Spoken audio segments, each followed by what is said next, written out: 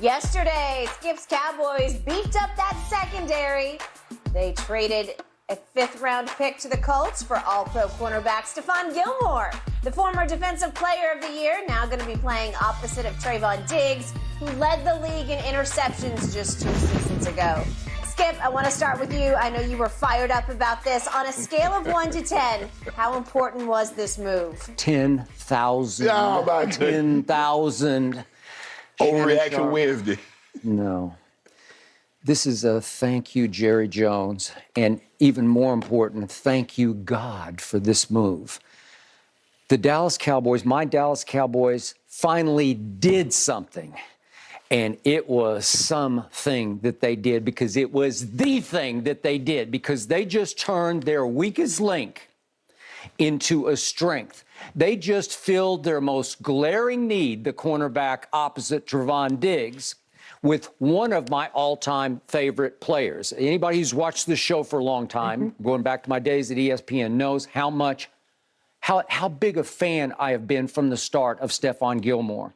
High character, high football character, high football IQ, plays the position with his brains as well as his talent, especially at age 32. Correct. Big game, big playmaker, defensive leader, quarterback on the field, oozes credibility, and finally, Mr. Sharp, I don't have to fret and sweat anymore about Anthony Brown at that other corner, or Boss Man Fat at that other corner, or Nashawn Wright at that other corner, or Mackenzie Alexander, or Trayvon Mullen, or any of the many that we have tried and failed with opposite Trevon Diggs. I wanted Jalen Ramsey. I told you that from the start. Miami went and got him. And I said, Jerry, wake up. What are you doing? But I got to tell you, I didn't see this one coming. I didn't even know he was available. I think Stephon Gilmore will be a little more valuable to my team than Jalen Ramsey would be. I'm not saying that he's as athletic or as explosive as Jalen is at his stage and age, but just in overall impact on the locker room, in the defensive huddle, at that position, just manning that position and playing it the way you're supposed to play it. Listen, Jalen, as you know, he is flammable. He is beatable. He is torchable on occasion. I'm not saying that he's any more or less than a Gilmore, but Gilmore steps into the locker room and you say, okay, now we're back in business. You have arguably the best cornerback tandem in pro football. Okay. You have arguably, now that you ink Donovan Wilson, who is a playmaker for that defense, he led them in tackles, didn't he? In tackles, and he had 5 sacks, which is tied for the most of any defensive back in Cowboy history with Bill Bates in 1984. Right. And now that you've got him and you have the depth you have at safety, and Jordan Lewis has a Lisfranc surgery that he's coming off of, but I think he's coming back. Right. And listen, that Deron Bland that they discovered in the 5th round out of Fresno State by way of Sacramento State, he was a revelation last year as the slot corner. Right. Well, now you've got depth everywhere. You've got firepower. We were 3rd in the league in sacks last year. We led in sacks most of the year. You realize we have led the whole league in takeaways the last 2 years. Right. Dan Quinn is back. I'm shocked by that because I thought he'd be a head coach somewhere by now. Right. He's back running the defense. He is effectively my head coach. Right. Micah is still there. He tailed off at the end of the year, but they're still pretty great. The pass rush is still pretty great and pretty deep. All of a sudden, I think that Stephon Gilmore allows my defense to at least rival San Francisco's defense for the best defense in pro football. You asked me, how far can the defense carry you? I told you last year, we'll go as far as the defense carries me. It's just a matter of they got considerably better because they had one incredibly weak link over there on that one side, because you want to talk about torchable. Do you remember Anthony Brown, if we go back 2 years to that Thanksgiving Day game against Derek Carr? Every time I looked up, Anthony Brown was running after somebody, right? Or PIing somebody. So they inked Leighton Vander Esch. I thought Wolf Hunter would be gone, and they got him for a song because he's been so hurt. He missed the last 3 games last year. But I still love him as a player. I love his energy. He became the quarterback of the linebackers last year. So all of a sudden, I sit back and say, what a sweet move that was for a 5th-round draft pick. Yeah. And I thought, I don't follow what he makes, but Stephon Gilmore is $7.9 million. Yeah. I can live with that. Plus Jerry another $2 Jones million can in live with that. bonuses. Yeah. Okay. So it's bargain. It's a sweet deal. It's the kind of deal they love to make. But I think they went and stole a Stephon Gilmore who suddenly makes that defense very possibly the best defense in pro football. Skip, the defense wasn't your issue. No, it wasn't. We strengthened the strength, right? So at what point in time are we going to address the elephant? It's not an elephant. It's a pack of elephants. Okay. When are you going to address that? Now, you just mentioned your defense. They finished 5th in points allowed, 3rd in sacks, 9th in red zone touchdown allowed. You gave up 19 points in a playoff game, and you lost 19-12. Nobody said the Cowboys got knocked out of the playoffs because of their defense. What was everybody saying that Monday morning when you were not going to advance? Heck, what was I saying? It was your quarterback. Mm-hmm. At some point in time, Skip, you're going to have to stop sticking your head in the sand. I know I like Gilly too, and I believe Gilly will help your defense. Yep. But guess what? You're going to probably lose 12-9. You'll probably lose 10-7 because your quarterback, despite missing 5 games, was tied for the league in interceptions. So in other words, turnovers is in his DNA. He had 3 pick sixes. And do you remember the turnovers in that playoff game? They took points off your board, helped San Francisco put points on theirs. So I like Stephon Gilmore. I like Gilly. He studies. He understands patterns. He understands tendencies. And so, you're going to get him maybe on a double move, something. Yeah, sure. But more times than not, he's going to get you.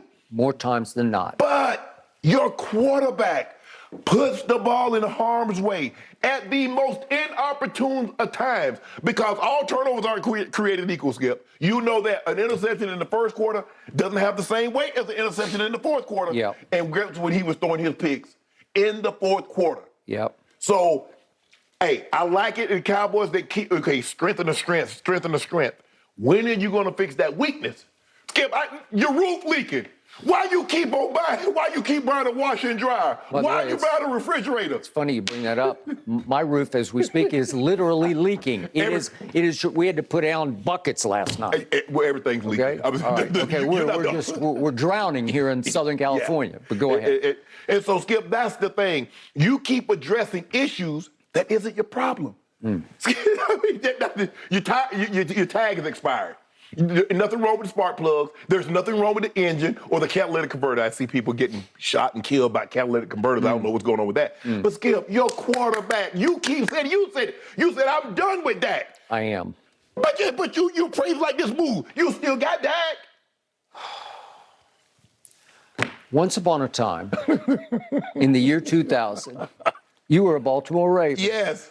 You actually won a Super Bowl with Trent Dilfer at quarterback. Yes. I think Dak's a little better than Trent Dilfer. Yes. I think he is, just a little. Not a lot, because Trent wasn't bad. No. Okay? But I think he's a little better. I think you can figure out a way to overcome him.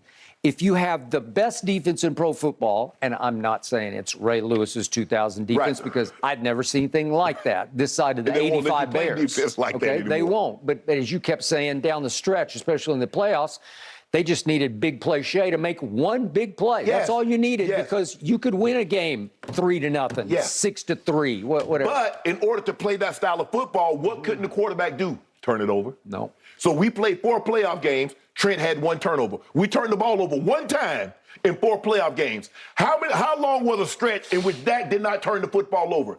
Did he ever go more than a game without a turnover? No. Maybe the only time he didn't turn the ball over was that game against Tampa. And we know Tampa. That was it. And Tampa was bad the entire season. Just bad. Everything was bad and wrong. Their defense was crumbling. We took advantage. Yes. But at least Dak showed you that's his max. He is capable of doing that on the road there. He always plays well there for some reason. He likes it fits him. It fits his eyes somehow. But the point is, this move gives me a chance to overcome him, a little better chance of overcoming Dak Prescott. Well, it just does. Okay, we blew leads, big leads, insurmountable, I thought, leads at Green Bay and lost in overtime, and at Jacksonville and lost in overtime to two very good teams. And what happened? What spearheaded that? What did Dak do? There had to be some role your quarterback played in that situation. He just fell apart down the stretch of both games. At Green Bay, he just disappeared. He had the ball 5 more times and just couldn't do anything with it. And you mentioned Jacksonville. Mm-hmm. Jacksonville got the ball first in overtime. They did. Your defense turned them over. Stopped them. Yeah. And then what did Dak do? Stopped them cold. We lost the coin toss and stopped them cold. And right away, Dak, well, he handed it to Tony Pollard for 21 yards, and then it started to sputter, and then he forced the ball. By the way, there's no more Noah Brown. Oh, man, He's gone. No more Noah. We even got out from it's like he was our Russ almost, our Russell Westbrook. He need to come out here, and Noah need to bring the ark out here. I know. We do need Noah out here. I wish he had come out here to save me and save my house. But the point is, I don't have anything against Noah Brown, but it seemed like he was always in the middle of something going wrong with Dak. That for some reason they were off. At the end of the Raiders game I talked about on Thanksgiving 2 years ago, in overtime, we won the toss and got the ball. And on the big third down, it goes to Noah Brown. It was a little behind him, but he just couldn't hang on. In this game, it was maybe, it actually just hit him right in the hands, and he pops it right up to a pick six. Right. Okay? It's just who we are, what we were. Can Tony Pollard come back off the terrible injury? It's career-threatening injury and needed that tightrope surgery. Can he come back? They tagged him, okay? Can he help carry the offense to another level? I don't know. You just mentioned, I don't know if it's how accurate it is, but there are reports that Zeke is done in Dallas. Clarence Hill reported? Could be Junior. Said as early as today it could be possible Zeke getting released. Okay. Well, are we shocked? No, we're not shocked. No. And should it maybe have happened a year ago? Maybe it should have. But again, he was the bell cow again last year. That doesn't mean that, Skip, that he possibly won't get re-signed. No. But they just can't keep him. They can't keep him at that number. Okay. Very good point. So the big picture here, the big point is that Jerry actually got up and did something when they never do anything. And it wasn't a pure free agent signing, right? Yeah. But they say they're going to move to bring back Dante Fowler. He had 4 sacks last year. And I look at the sacks, and they can get after the quarterback. Thank you. And Donovan Wilson was a big part of that, and he's still, I was afraid we were going to lose him and Wolf Hunter. Nope, they're back. But Skip, as much as you guys can take the ball away, as much as you can put the quarterback on the ground, your quarterback can give it away. And that's your problem. I know you don't want to admit that. No, I do. I acknowledge it. I'm trying to undercut it. I'm trying to supersede it. I'm trying to say, what if we can't switch the quarterback? I was so desperate. I said, let's trade Dak for Aaron Rodgers. Straight up. I'll take the finger pointing, blame deflecting diva. I'll take him for a year. Okay, because he would be a little better. Maybe change his scenery, make him better than Dak. But you've been hitting me over the head for almost 7 years, saying the quarterback is the most important position. It's by far. So how do you overcome bad quarterback play? Yeah, I don't think he's bad. I just think he is wildly inconsistent. Right. Which you can say translates in the end to bad quarterback play. But he's not. No, he's not awful. He's not a bottom 10 quarterback, but he's not a top 10. Okay, he's somewhere in there. Middle of the pack. 15. He's middle of the pack, Dak. I have accepted that. So now all I have to hang on to is, what can you do to shore up your weakest link? Well, go get we got Stephon Gilmore. I've seen him. It was 4 years ago. He was the defensive player of the year. Okay. He could have made a case to be the Super Bowl MVP because he had a sack, he had a forced fumble, he had a pick. And then remember the play at the end of the Mahomes game up at Indy? I kept bringing it up to you. And this is, I don't know if we showed it just in B-roll fashion, but here is the last play of the game. This is literally the last play of the game. That's Stephon Gilmore. And you know what? Patrick double pumped. Because I think he was thinking, do I try it with him? Do I try it? No, you shouldn't.